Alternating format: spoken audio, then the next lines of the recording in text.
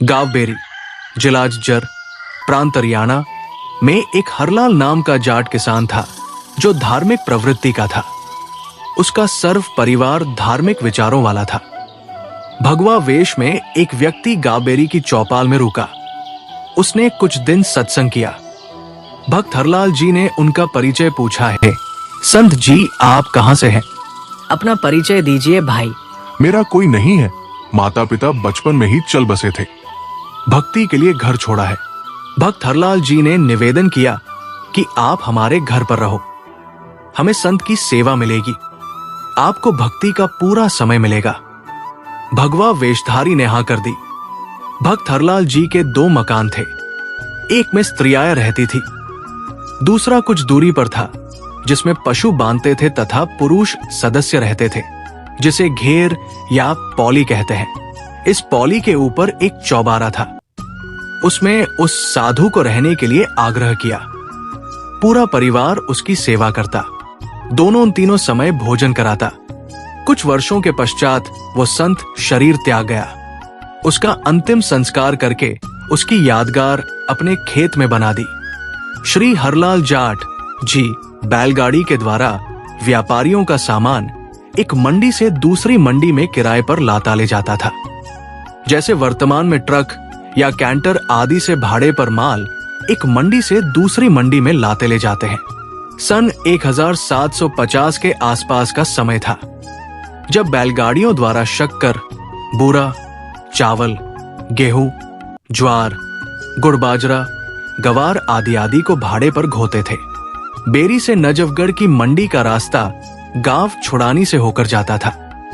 श्री हरलाल जी का एक बैल गोरे रंग का था जो कामचोर था। गाड़ी में चलते चलते कुछ देर बाद बैठ जाता। उसको डंडों से मारपीट करके उठाया जाता। कुछ दूरी पर फिर बैठ जाता। ये सिलसिला चलता रहा।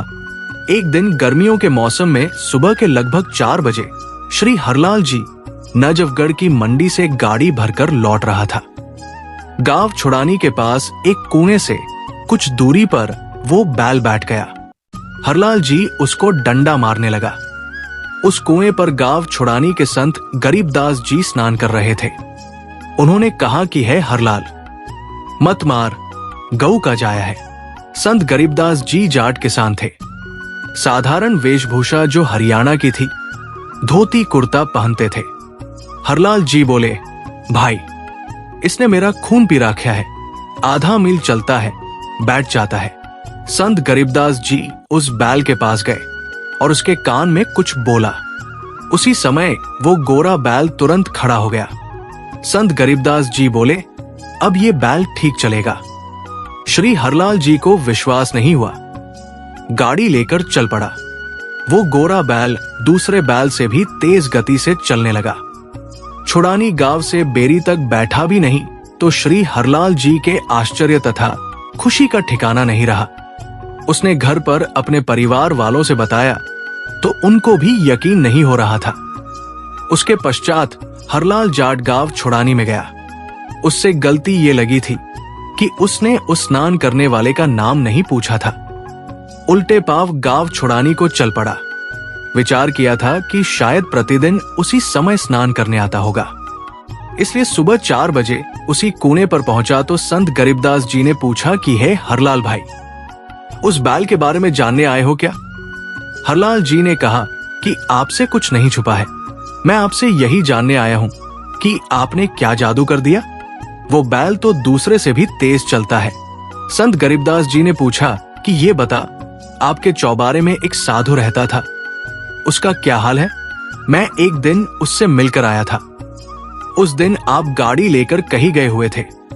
हरलाल जी ने बताया कि वो तो 4 वर्ष पहले चोला त्याग गया। उसकी यादगार मैंडी भी बना रखी है। संत गरीबदास जी ने कहा कि ये गोरा बैल वही पाखंडी बाबा है। मैंने उससे ज्ञान चर्चा की थी। उसको समझाया था कि आपकी भक्ति गलत है। आप भक्ति भी नहीं करते हो, खाते हो और सो जाते हो। परमात्मा के दरबार में जब लेखा होगा तब आपको पता चलेगा। जो खा रहे हो ये देना पड़ेगा। गरीब नर से फिर पशुआ की जाए, गधा बैल बनाए। 56 भोग कहां मन बोरे, कुर्ड़ी चरने जाए। गरीब, तुमने उस दरगाह का महल ना देखा, धर्मराज के तिल तिल का लेखा। परंतु वो नाराज हो गया और बोला, तू गृहस्थी है, मैं बाल ब्रह्मचारी हूं। आप जाइए, एक साधु को शिक्षा देने आया है। कबीर, राम नाम से खिज मरे, कुष्टी हो गल जाए, शुकर होकर जन्म ले, नाक डूबता खाए।